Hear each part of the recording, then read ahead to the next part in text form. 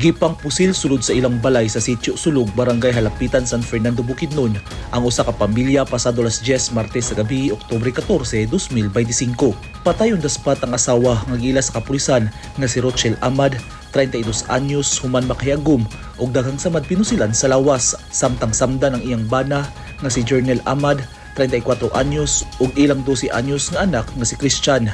Sa report sa San Fernando Municipal Police Station, posibleng personal nga bangi o pagdumot ang ituhang motibo sa pagpamusil. Silingan rasab sa mga biktima ang responsable sa krimen.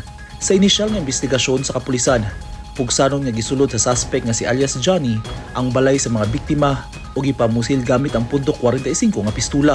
Aya misibat ang responsable, gipusil pa niya sa makadaghang higayon ang balay sa mga biktima. Gawas nun pa hangtod karon ng suspect, busa pa dayon ng hot pursuit operation sa mga otoridad. Pasakahan og kasong murder ug 2 counts sa frustrated murder ang responsable. Nakahatag sab og kahadlok sa mga residente ang insidente. Busa buot sa inahan sa namatayng biktima nga madakpan dayon ng suspect. Hustisya ang singgit sa pamilya sa mga biktima. Tabangan lang po nila nga ang hustisya sa kong anak. Ya, katuasan, hadlok sa ko lagi kaya nag-vigil kami. Nung hindi ko kasagad og istorya, mura na akong nanyo. Nanawagan sab karon ang San Fernando Police sa responsable nga mo surrender na lang og manubag sa nabuhat nga krimen. Eugene Hinutan, Newsline Philippines. Stay safe.